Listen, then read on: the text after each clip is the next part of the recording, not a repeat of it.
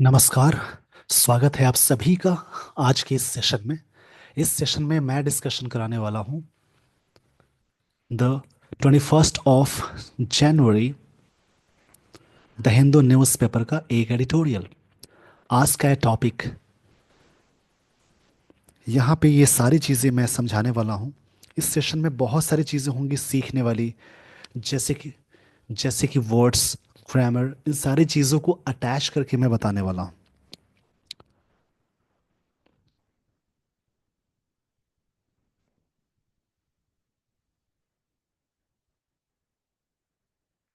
चलिए समझते हैं। कैपेक्स क्वांड्री। कैपेक्स के बारे में सबसे पहले आप समझेंगे, जिसका मतलब होता है कैपिटल एक्सपेंडिचर। कैपेक्स का मतलब होता है, इसको मैं यहाँ पे लिख देता हूँ, ध्यान से समझेंगे एक एक वर्ड को। ये समझना बहुत ही ज़रूरी है। इसका मतलब होता है कैपिटल एक्सपेंडिचर, ये इसका मतलब होगा, जिसको बोलते हैं मनी स्पेंड बाय कंपनी या गवर्नमेंट ऑन एक्वायरिंग और मेंटेनिंग फिक्स्ड एसेट्स। मतलब पूंजीगत व्यय को कहते हैं। अस्थाई परिसंपत्ति व्यय जो होता है उसको बोलते हैं कैपिटल एक्सपेंडिचर। कैपेक्स का मतलब है, मतलब money spent by company, government और मतलब on acquiring maintaining fixed assets, उसको बोलते हैं कैपिटल एक्सपेंडिचर। क्वांड्री, इस वर्ड को समझ लेंगे। क्वांड्री मतलब होता है, जैसे कई इसके मतलब है। एक तो प्लाइट है, मतलब प्लाइट मतलब होता है जैसे किसी चीज़ के बारे में जैसे एक सिचुएशन होती है, अनफॉर्चुनेट सिचुएशन, उसको फ्लाइट बोलते हैं। और इसके लिए और भी वर्ड लगा सकते हैं, स्टेट ऑफ अनसर्टेनिटी। क्वांड्री मतलब होता है, यहाँ पे मैं लिख देता हूँ, अ स्टेट ऑफ अनसर्टेनिटी।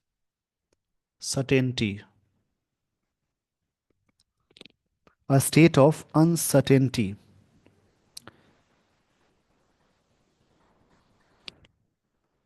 या एक और वर्ड आता है इसके लिए, डिलेमा भी बोल सकते हैं, DILEMMA, जिसका मतलब दुविधा होता है। तो इसकी हिंदी होती है, जैसे एक तरह से दुविधा, असमंजस या चिंता बोल सकते हैं, या फिर और भी कह सकते हैं, जैसे कशमकश, धर्म संकट। क्वांड्री मतलब कई मतलब है, धर्म संकट होता है, दुविधा बोल सकते हैं। तो कैपिटल एक्सपेंडिचर मतलब जो कैपिटल एक्सपेंडिचर की जो दुविधा है उसकी बात हो रही है। Private investments remain tentative amid growth concerns. Amid, ये ध्यान से समझेंगे, ये प्रेपोजिशन है, इसका मतलब है उसी बीच में।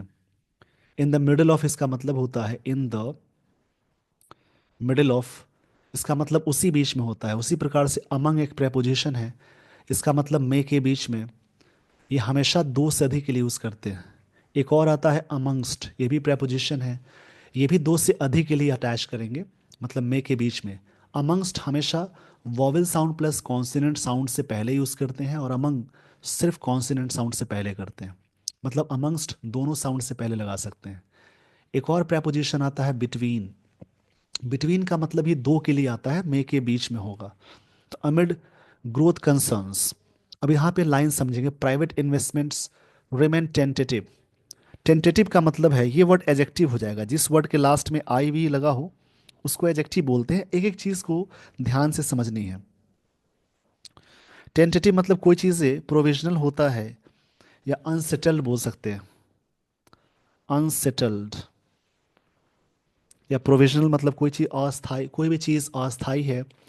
अमिड ग्रोथ कंसर्न्स, इसका मतलब ध्यान से समझेंगे, मतलब कह सकते हैं अमिड ग्रोथ कंसर्न्स का मतलब विकास संबंधी चिंताओं के बीच। मतलब प्राइवेट इन्वेस्टमेंट्स रिमेन रहेंगे अनसेटल्ड, मतलब प्रोविजनल रहेंगे। अमिड ग्रोथ कंसर्न्स यानी विकास संबंधी चिंताओं के बीच वो काफ़ी अनसेटल्ड रहेंगे, मतलब बने रहेंगे, ये बात कही जा रही है। सब्जेक्ट इन्वेस्टमेंट से V1 आ गया, ऐसे करके लिखा होता है। टेंटेटिव यहाँ पे एडजेक्टिव है, जिसका मतलब अनसेटल्ड। इस पेज का स्क्रीनशॉट ले लीजिए। देखिए, जिस वर्ड के लास्ट में आईवी लग जाए, एबल लग जाए, फुल लग जाए, लेस लग जाए, और भी सारी चीज़ें हैं, ओ यू एस, एल लग जाए, जिस वर्ड के लास्ट में ये सारी चीज़ें लगी हों वो सारे वर्ड्स कहलाएंगे एडजेक्टिव। उसी प्रकार से T I O N, M E N T, last में जुड़ने वाली चीज़ को सफिक्स कहते हैं। T I O N, M E N T, O R, E R, double E R, T Y C E, ness, A R Y, ism. ऐसे बहुत सारी चीज़ें हैं जिन वर्ड्स के लास्ट में ये सारी चीज़ें लगी हों उन सारे वर्ड्स को बोलेंगे नाउन। उसी के साथ आप ये चीज़ भी याद रखेंगे, नाउन में जैसे ही अटैच करेंगे एल वाई तो वो बनेगा एडजेक्टिव। एडजेक्टिव मैंने शॉर्ट में लिखा है, एडजेक्टिव में जैसे ही एल वाई अटैच करेंगे तो वो बनेगा एडवर्ब। और जैसे ही वर्ब में एल वाई अटैच करते हैं वो भी बनता है एडवर्ब। इस पेज का स्क्रीनशॉट ले लीजिए। तो यहाँ पे टेंटेटिव क्या है, एडजेक्टिव है। तो आई होप आपने ये बात समझ ली, कैपेक्स मतलब होता है कैपिटल एक्सपेंडिचर। आइए दोस्तों, मैं आपको लिए चलता हूँ अगले स्लाइड पे, जहाँ से शुरू होगी स्टोरी। स्टोरी को समझना एक आदत होनी चाहिए, शुरू से आदत बनाए रखेंगे तो ये सारी चीज़ें आपको काम आती हैं जब आप कोई भी एग्ज़ाम में क्वेश्चंस को सॉल्व करते हैं। तो ये हैबिट्स बनी रहनी चाहिए। एक आदत है जिसको आप डेली पढ़ के ही बना सकते हैं, टफ नहीं है, बस आदत सी लगानी है। सिंस द कोविड 19 पैंडेमिक, यहाँ बात कही जा रही है कोविड 19 पैंडेमिक की। पैंडेमिक मतलब महामारी, पैन जिस वर्ड के शुरू में यानी प्रीफिक्स में लगा हो, एक होता है सफिक्स, एक होता है प्रीफिक्स। तो पैन मतलब ऑल होता है। सिंस द कोविड 19 पैंडेमिक, तब से की बात है, द सेंटर यानी central government has been using public capital expenditure यानी केपेक्स को यूज़ कर रही है। हैज़ बिन यूजिंग, ये प्रेजेंट परफेक्ट कंटिन्यूअस का स्ट्रक्चर हो गया, on infrastructure to pump prime economic recovery, ताकि इसको पंप कर सके, जो प्राइम है इकोनॉमिक की जो मेन चीज़ है उसको बढ़ा सके। तो पंप का मतलब याद रखेंगे, पंप को हिंदी में कहते हैं कोई भी चीज़ को मतलब और भी अच्छा करने के सेंस में आएगा। यानी पंप का मतलब फोर्स करना भी बोल सकते हैं, यानी रेज करना भी बोलते हैं। प्राइम मतलब मेन चीज़ को कहेंगे, प्राइम का मतलब होता है मेन जो चीज़ होती है उसको बोलते हैं। प्राइम मतलब होता है मेन या चीफ, की बोलते हैं, या मेन। इस बात को समझेंगे, इकोनॉमिक रिकवरी जो हो रही है। अब यहाँ पे इकोनॉमिक वर्ड ये भी एडजेक्टिव है, और इकोनॉमिक एडजेक्टिव है यानी प्रॉफिटेबल की बात हो रही है। और यहाँ पे रिकवरी ये नाउन है। रिकवरी का मतलब होता है कोई चीज़ के बारे में, जैसे वसूली को बोलते हैं, अच्छा होना। चलिए, अब यहाँ पे मैं समझाता हूँ। सिंस द कोविड 19 पैंडेमिक, तब से, पैंडेमिक मतलब महामारी होती है जो पूरी दुनिया में फैली होती है। और एक होता है एपिडेमिक, जो कुछ इलाकों में फैलने वाली चीज बीमारी को कहते हैं एपिडेमिक।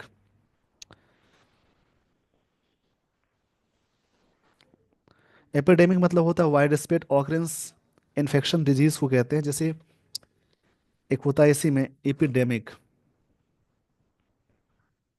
EPIDEMIC, मैं इसको सही से लिख देता हूँ। छोटे स्तर पे एक आउटब्रेक हो जाता है, उसको एपिडेमिक बोलेंगे, जिसको आउटब्रेक बोलते हैं, कोई भी चीज़ के बारे में आउटब्रेक होना। तो सिंस द कोविड 19 पैंडेमिक, तब से की बात है, सेंटर इज सब्जेक्ट हो गई, सिंगुलर है तो हैज़ लग गया, बीन यूजिंग ये प्रेजेंट परफेक्ट कंटिन्यूअस का स्ट्रक्चर हो गया, पब्लिक कैपिटल एक्सपेंडिचर ये नाउन हो गया, ऑन इंफ्रास्ट्रक्चर ये भी नाउन है। किस बात के लिए, पंप अप करने के लिए।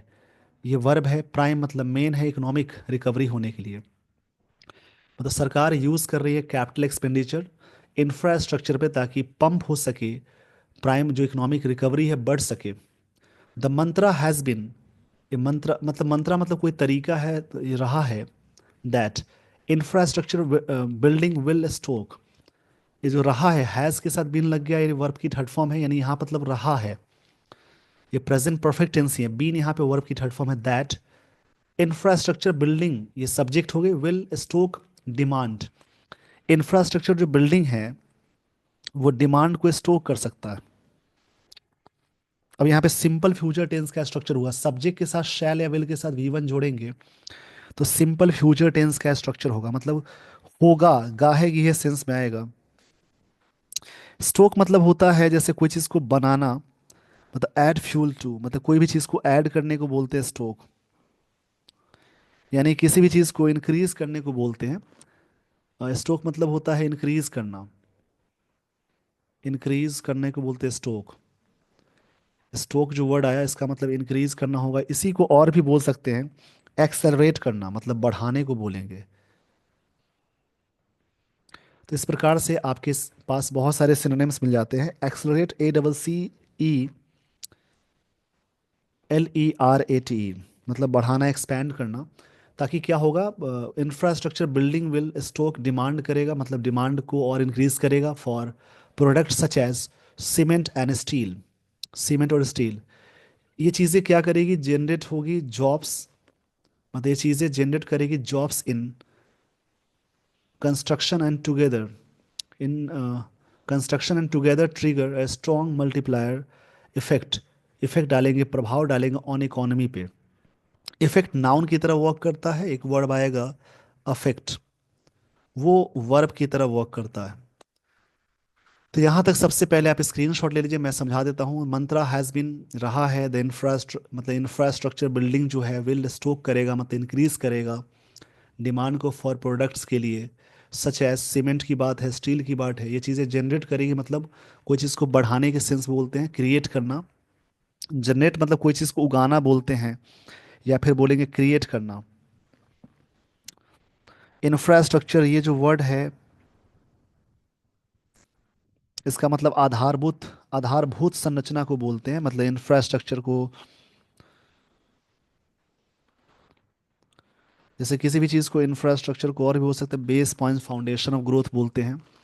ये चीज़ें क्या करेगा, जनरेट करेगा। जनरेट मतलब होता है कोई भी चीज़ को, ट्रिगर मतलब बढ़ाना ही होता है, और ये चीज़ें क्या करेगा, जनरेट करेगा। जनरेट मतलब होता है कोई चीज़ को राइज करना, मतलब अच्छा करना। तो यहाँ पे है जनरेट जॉब्स करेगा, इन कंस्ट्रक्शन में टुगेदर ट्रिगर करेगा, मतलब और बढ़ाएगा स्ट्रॉन्ग मल्टीप्लायर को, इफेक्ट जो भी होगा इसका प्रभाव इकोनॉमी पे इवेंचुअली। अब यहाँ पे जो वर्ड मिला इवेंचुअली, ये वर्ड यहाँ पे एडवर्ब है।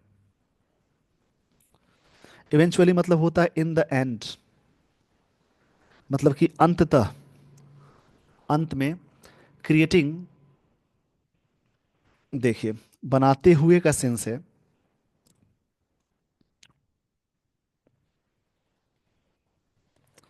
यहाँ पे समझेंगे इवेंचुअली अंत में, creating conducive conditions for, conditions मतलब स्थिति होती है, कंड्यूसिव एक तरह से अनुकूल होता है, मतलब कि कंड्यूसिव मतलब हेल्पफुल भी बोल सकते हैं। जैसे कंड्यूसिव एक वर्ड आया जो कि एजेक्टिव की तरह वर्क करेगा, जिसका मतलब होता है हेल्पफुल भी बोल सकते हैं। इन सारे वर्ड्स को याद रखें। कंड्यूसिव मतलब होता है गुड, हेल्पफुल। यहाँ मैं लिख देता हूँ कंड्यूसिव, मतलब कोई भी चीज़ बहुत ही हेल्पफुल है। हेल्पफुल का सेंस ये है कि जैसे काफ़ी अनुकूल है, अच्छे सेंस में आता है।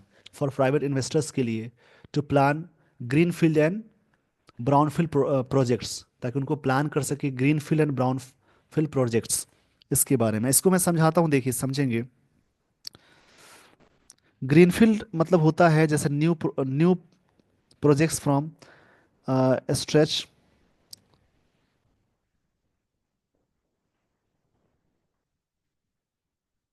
इस प्रकार के प्रोजेक्ट को वो अच्छा करेगा। आई होप आपने ये बात समझ ली। इसको समझेंगे तो आपको जो भी वर्ड्स मिलते हैं उन्हें प्रैक्टिस करके याद ज़रूर करेंगे, ये सारे वर्ड्स बहुत ही इंपॉर्टेंट हैं। इन सारी चीज़ों को आप समझेंगे।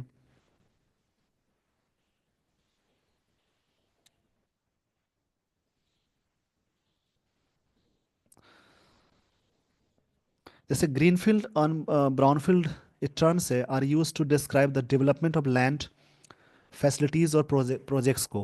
मतलब ये जो होता है ग्रीनफील्ड एंड ब्राउनफील्ड का मतलब होता है कि ऐसे चीज़ों को बताता है जो समझिए कि वहाँ पे जो इन्वेस्टमेंट होता है उसकी चीज़ों को बताता है।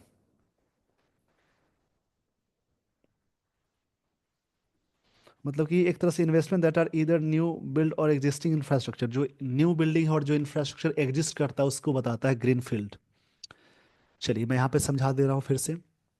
अंत में क्रिएटिंग कंड्यूसिव कंडीशंस बनाता है फॉर प्राइवेट इन्वेस्टर्स के लिए, ताकि प्लान कर सके greenfield and brownfield projects को कर सके। इस पेज का स्क्रीनशॉट ले लीजिए। आई होप आपने ये सारी बातें समझ ली होगी।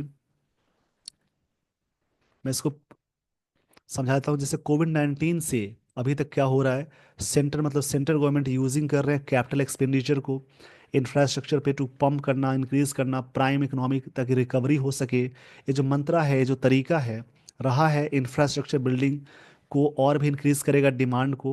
स्टॉक मतलब इंक्रीज करना होता है फॉर प्रोडक्ट्स के लिए, सच एज सीमेंट, स्टील। और जनरेट करेगा जॉब, कंस्ट्रक्शन को टुगेदर ट्रिगर करेगा स्ट्रॉन्ग मल्टीप्लायर को, जिसका प्रभाव पड़ेगा इकोनॉमी पे। अंत में क्रिएटिंग कंडीसिव कंडीशन, इस पर कंडीशन बनाने के लिए प्राइवेट इन्वेस्टर्स के लिए प्लान करता है एक तरह से ग्रीन फील्ड।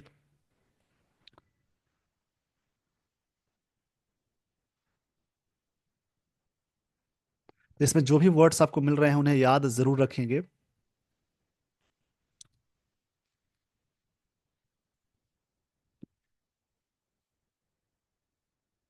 स्ट्रोक भी वर्ड था जिसका मतलब था जैसे कोई भी चीज़ को इंक्रीज करना, एक्सलरेट करना। अब देखिए इसमें क्या है। इन बजट 2024-25 में फाइनेंस मिनिस्टर निर्मला सीतारमण उन्होंने कहा था, ये 2024-25 का बजट है, गवर्नमेंट विल एंडेवर मतलब प्रयास करना होता है। एंडेवर के साथ, ट्राई के साथ, डिसाइड के साथ, डिटरमिन के साथ, सबके साथ 2+B1 लगाते हैं। तो फ्यूचर टेंस उस समय उन्होंने कहा था कि एंडेवर हम लोग करेंगे to maintain strong physical support, एक वित्तीय सपोर्ट के लिए। फिजिकल मतलब वित्तीय बोलते हैं। फॉर इंफ्रास्ट्रक्चर के लिए ओवर द नेक्स्ट 5 ईयर्स, आने वाले 5 सालों में। इन conjunction with imperatives of other priorities. Imperatives मतलब आवश्यक चीज़ों को बोलते हैं, ये आप ध्यान में रखेंगे। इम्पेरेटिव्स का मतलब होता है अदर चीज़ें। वैसे इम्पेरेटिव्स यहाँ पे कैसे वर्क कर रहा है मैं आपको बता देता हूँ। इम्पेरेटिव्स जैसे ऐसे तो होता है एडजेक्टिव आईवी वाला वर्ड है, नाउन की तरह वहाँ काम करेगा। एक इसेंशियल चीज़ को बोलते हैं। और अदर प्रायोरिटीज़ जो है, दूसरी जो प्रायोरिटीज़ है फिजिकल कंसोलिडेशन को बढ़ावा देने के सेंस में, मतलब कि इन कंजंक्शन विद, कि फिजिकल कंसोलिडेशन हो मतलब मजबूती हो। कंसोलिडेशन का मतलब होता है मजबूती के सेंस में आएगा। कंसोलिडेशन मतलब होता है जैसे कहीं भी एक तरह से एक मतलब एक जोड़ना, गैदरिंग करना, कलेक्शन करने को बोलते हैं। शी अनाउंस्ड, उन्होंने अनाउंस किया था 2024-25 बजट में। उन्होंने कहा था कि हम लोग प्रयास करेंगे मेंटेन करना, स्ट्रॉन्ग फिजिकल सपोर्ट करना। ये उन्होंने कहा था। देश की जो फाइनेंस मिनिस्टर है जिनका नाम है निर्मला सीतारमण, उन्होंने बात कही थी, उसी के लिए प्रोनाउंस शी आया।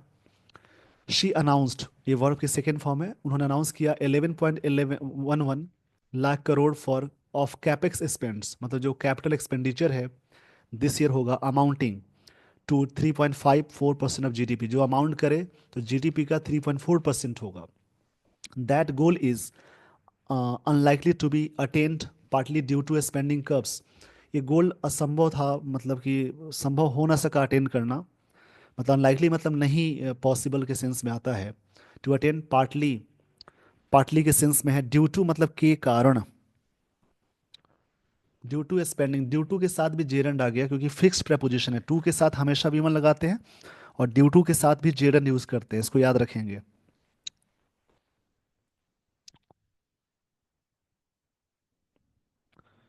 पार्टली मतलब होता है जैसे कोई चीज़, मतलब कि अंश तक बोलते हैं। जैसे पार्टली का सेंस ये हो जाता है जैसे नॉट कंप्लीटली, पूरी तरह से अभी भी ये चीज़ें नहीं पॉसिबल हुई, ये बात कही जा रही है। ड्यू टू एक्सपेंडिंग कर्व्स, ताकि जो खर्चे में लगा दिया गया, कर मतलब कंट्रोल करना होता है, रोक लगाना। कंट्रोल करना है, रोक लगाना बोलते हैं। कर्व अच्छा बढ़े याद रखेंगे। उन्हीं की बातों के यहाँ पे ऑथर बता रहे हैं। चलिए आगे की लाइन को समझेंगे। In the poll affected first quarter, जिसमें क्या हुआ, पहले क्वार्टर में पोल अफेक्टेड हो गया, मतलब चुनाव की वजह से अफेक्ट हो गया। वाइल, अब देखिए यहाँ से वाइल क्या है, कनेक्टर है। जैसे जब भी आप सेंटेंस रीअरेंजमेंट सॉल्व करते होंगे या सेंटेंस मैच द कॉलम वाले क्वेश्चंस को सॉल्व करते होंगे, तो वहाँ पे ये सारे क्वेश्चंस के लिए ये वाला कनेक्टर बहुत काम आता है। While industry has urged, industry ने अर्ज किया है, मतलब that the center to continue capex push in 2025 to 6 as well, इस बजट में it had fail to respond, but यहाँ पे फेल हो गया सरकार यहाँ पे, इंडस्ट्री रिस्पॉन्ड करना टू गवर्नमेंट्स कंसेंट को, नजेस हुआ एंड परसुएशंस हुआ टू रैंप अप, मतलब ये फ्रेजल वर्ब है जिसका मतलब इंक्रीज करना होता है, इंक्रीज देयर ओन ऑपरेशंस, ताकि अपने ऑपरेशंस को रैंप अप कर सके। वाइल मतलब इंडस्ट्री हैज अर्ज्ड। अब यहाँ से एक एक चीज को समझेंगे। प्रेजेंट परफेक्ट टेंस का स्ट्रक्चर हुआ, सब्जेक्ट के साथ हैज या हैव के साथ वर्ब की थर्ड फॉर्म आती है, तो प्रेजेंट परफेक्ट टेंस का स्ट्रक्चर होता है।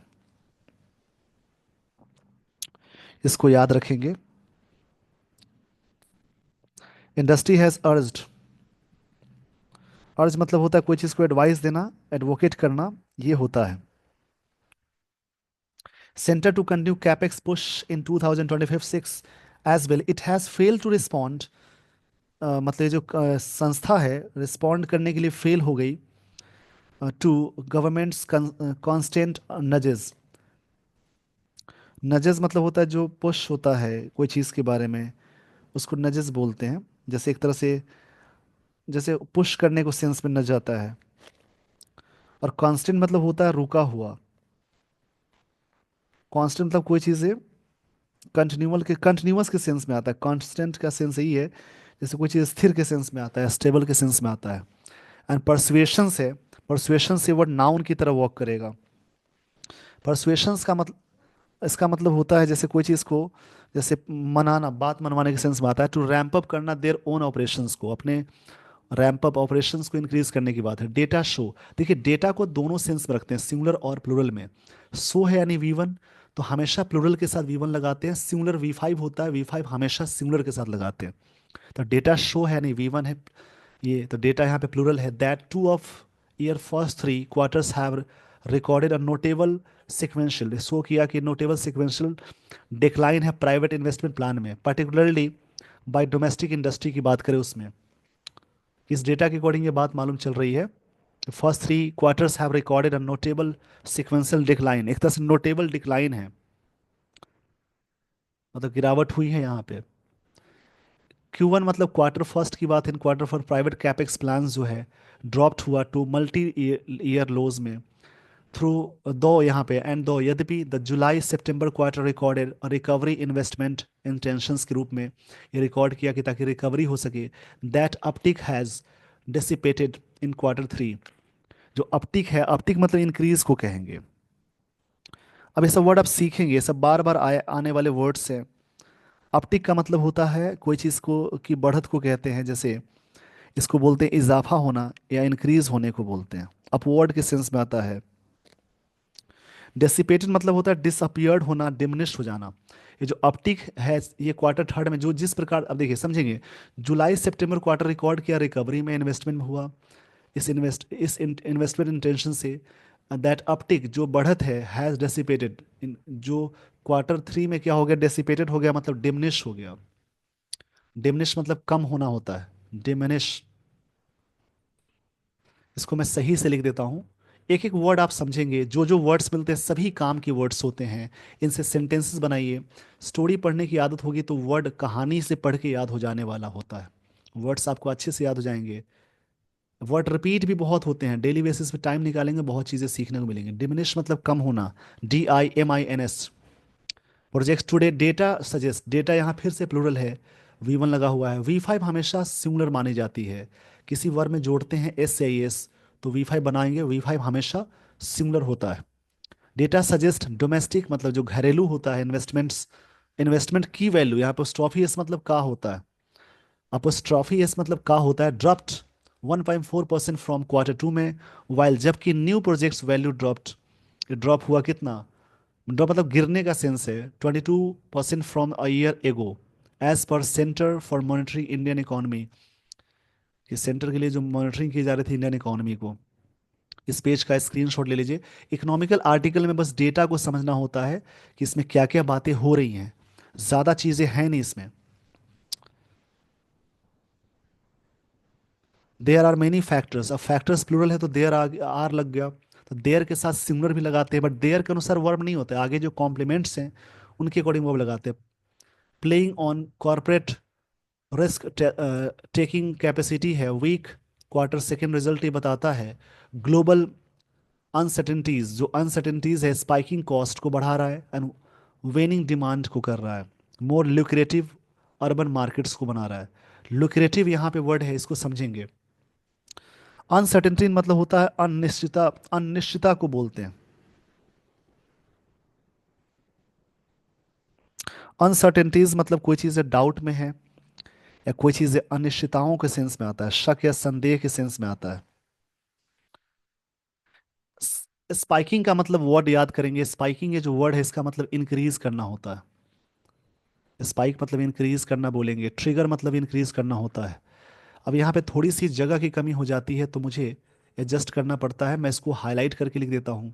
ये जो वर्ड स्पाइक है इसका मीनिंग यहाँ है, इसका मतलब होता है इंक्रीजिंग शार्पली। इंक्रीजिंग शार्पली को बोलते हैं। ये वर्ब ही है, कॉस्ट वेनिंग करता है। अब यहाँ पे क्या करता है इसको समझेंगे।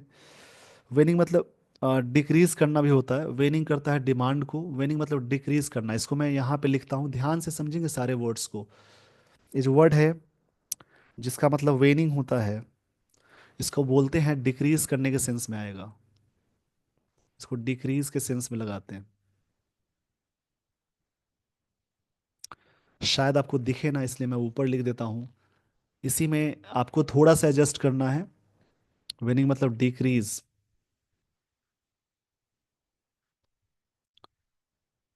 डिमांड को करता है मोर ल्यूक्रेटिव अर्बन, मतलब शहरी की बात हो रही है।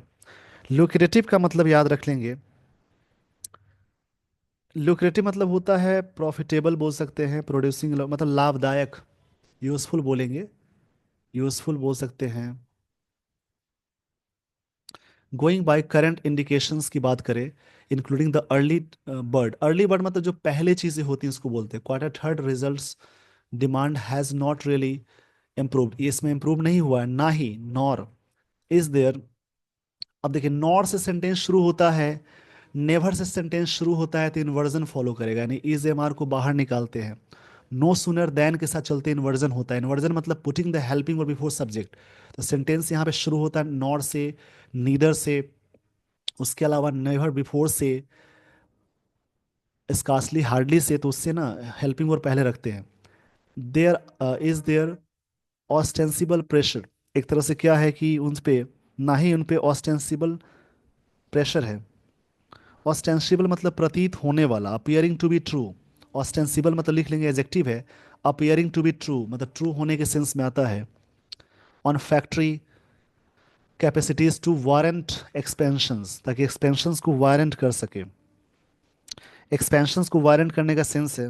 वारंट मतलब होता है जैसे कोई चीज़ ऑथराइजेशन देना, जैसे होता है ना, जैसे कभी कभी सुनते होंगे वारंट लाए हैं, मतलब जिसको ऑथराइजेशन मिल जाती है उसको वारंट बोलते हैं।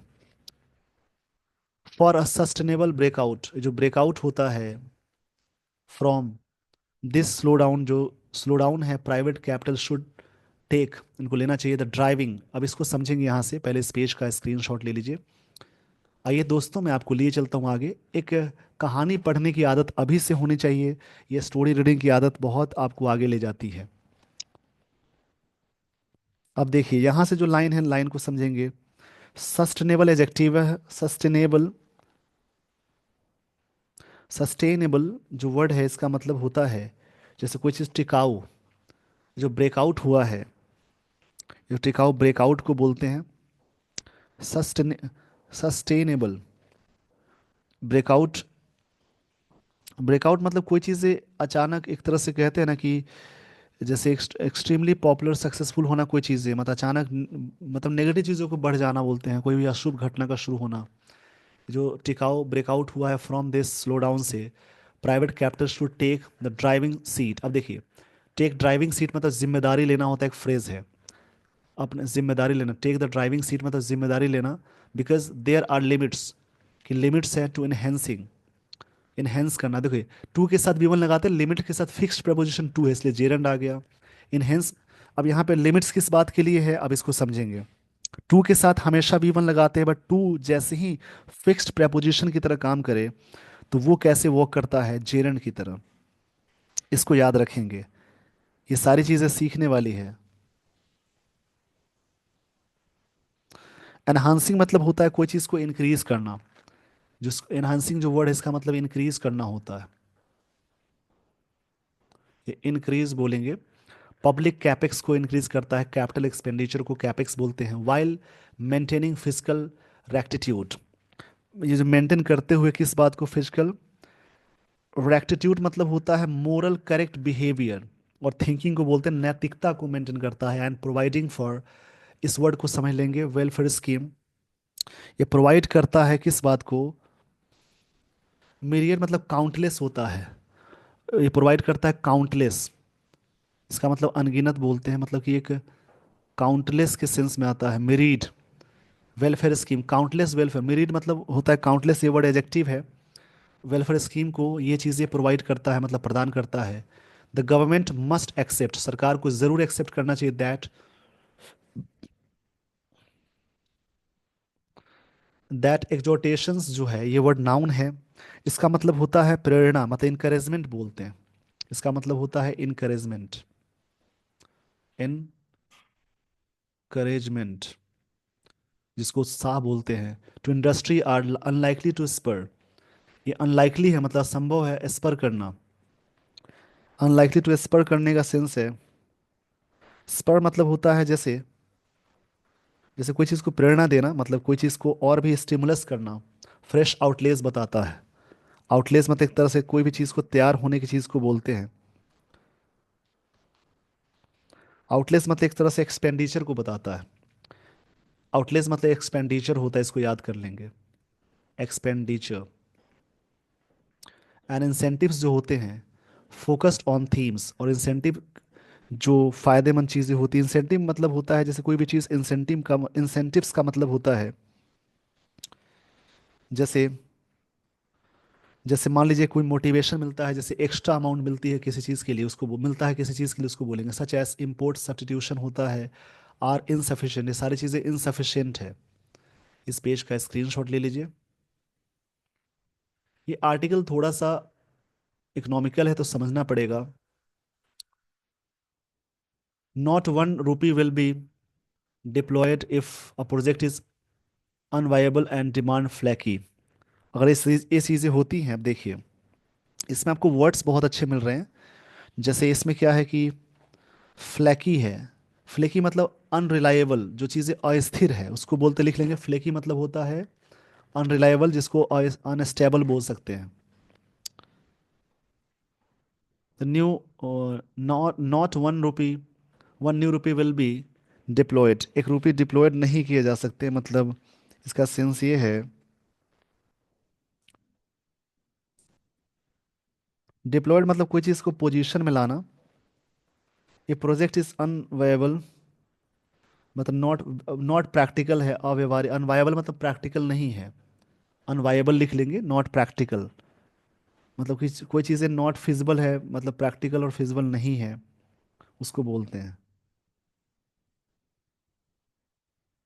मतलब नॉट फिजिबल और प्रैक्टिकल, कोई चीज़ें प्रैक्टिकल नहीं है उसको बोलते हैं अनवायबल। इसको मैं लिख देता हूँ, not practical.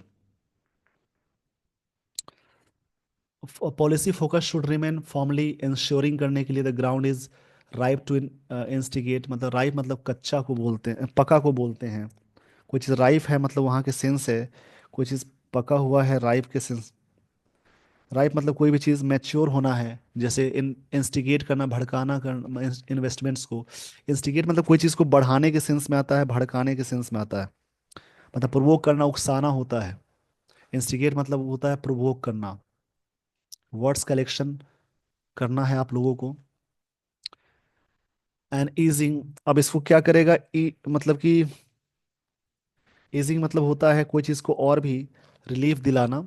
The realisation of such plans into billowing chimneys and new jobs के लिए। ये चीज़ें बिलोइंग करता है किस लिए? न्यू जॉब्स और चिमनी के लिए। चिमनी देखते हैं ना, जानते होंगे आप लोग। जब बिलोइंग मतलब कोई चीज़ को रोलिंग करना होता है, या फिर कोई भी चीज़ को लहराता हुआ कोई चीज़ को बढ़ाने के सेंस में आएगा। फॉर दैट, ऐसा करने के लिए boosting incomes and consumption is critical है, एज इट एक्सपेंडिचर एक्सपेडाइटिंग मतलब काफ़ी आगे बढ़ाना, micro and micro economic level reforms करना है। अब देखिए, इकोनॉमिक्स का एक टर्म होता है माइक्रो। तो पहला मैक्रो है, जिसका मतलब होता है, मैक्रो मतलब कोई चीज़ें,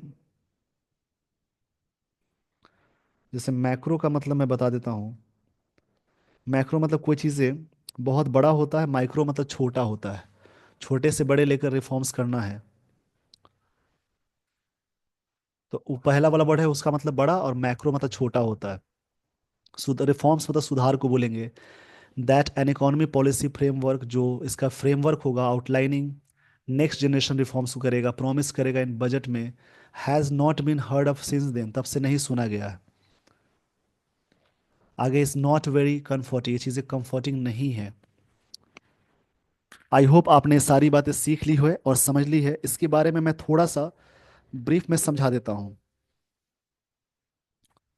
शॉर्ट में ये चीज़ें समझ लेंगे क्या बातें यहाँ पे हो रही है।